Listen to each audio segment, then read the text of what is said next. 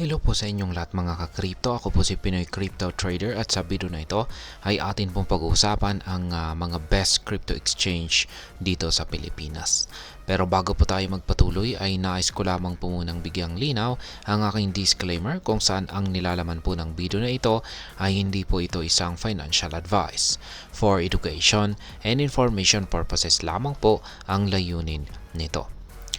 At ayan, ang unang-una po rito ay si Binance. Si Binance ang pinakamalaking cryptocurrency exchange sa buong mundo base po sa trading volume. Sa Pilipinas ay kilala ito at ginagamit ng maraming investors. Kahit na naglabas po ng regulatory advisory ang Bangko Sentral ng Pilipinas or BSP tungkol kay Binance, ay nananatili itong popular na platform.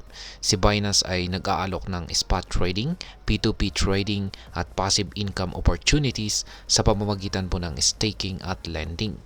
Bagaman hindi direktang tinatanggap ang Philippine peso para sa spot trading, maaaring bumili ng cryptocurrencies gamit ang local na pera sa pamamagitan po ng on-ramp services at P2P platform ni Binance. Ayan. Sunod po ay itong si CoinsPH. Isa po itong local na cryptocurrency exchange na itinatag noong taong 2014. Mayroon itong mahigit 16 million registered users at 7 million monthly active users. Ang CoinsPH ay nagbibigay po ng madali at seamless na karanasan sa pagbili, pagbenta at pamamahana ng iba't ibang cryptocurrencies tulad ng Bitcoin, Ethereum at Small Lab Potion. Bukod dito, ang platform ay may bill payment features na nagpapahintulot sa mga users na magbayad ng utility bills, cellphone top-ups, at marami pang iba. Sunod po kay CoinsPH ay itong si Bybit. Si Bybit ay isang kilalang global cryptocurrency exchange na may presensya rin dito sa Pilipinas.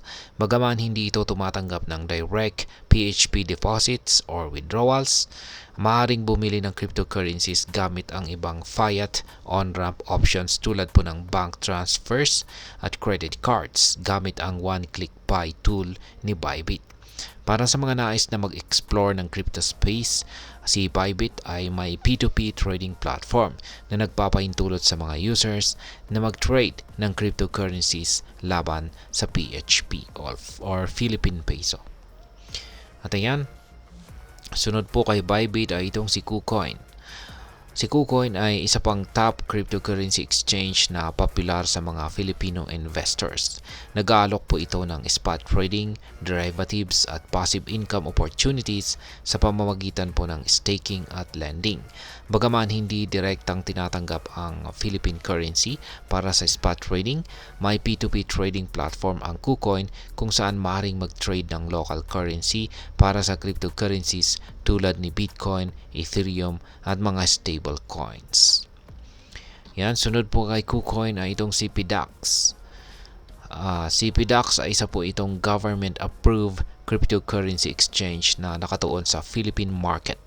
Ito ay nagbibigay po ng direct PHP trading na nagpapahintulot sa mga users na bumili ng iba't ibang cryptocurrencies tulad ni Bitcoin, Ethereum at Litecoin gamit ang kanilang local na pera. Ang regulatory compliance at focus ni PDAX sa Philippine market ay nagbigay ng tiwala sa maraming Filipino users. At ayan, sa dami po ng mga pagpipilian, mahalaga na pumili po ng cryptocurrency exchange na akma sa iyong pangangailangan at layunin. Si Binance, Binance, CoinsPH, Bybit, KuCoin at PDAX ay ilan lamang sa mga kilalang platforms na nagbibigay ng iba't ibang serbisyo para sa mga Filipino investors. Ang bawat isa ay may kanya-kanyang advantages at features na maaaring makatulong sa iyong crypto journey. Ngayon ay ang masasabi ko po rito ay ang pag-usbong ng cryptocurrencies dito sa ating bansa ay isang positibong indikasyon ng pagyakap ng ating bansa sa makabagong teknolohiya at alternatibong investment opportunities. Ang mataas na adoption rate at pagtaas po ng P2P trading volume ay nagpapakita ng lumalaking tiwala ng mga Pilipino sa crypto. Gayunpaman ay mahalaga pa rin ang pagiging maingat at well-informed sa pag-invest sa mga cryptocurrencies. Ang pagpili po ng tamang exchange at pag-unawa sa mga risk at benefits ang siyang susi sa matagumpay na crypto investment.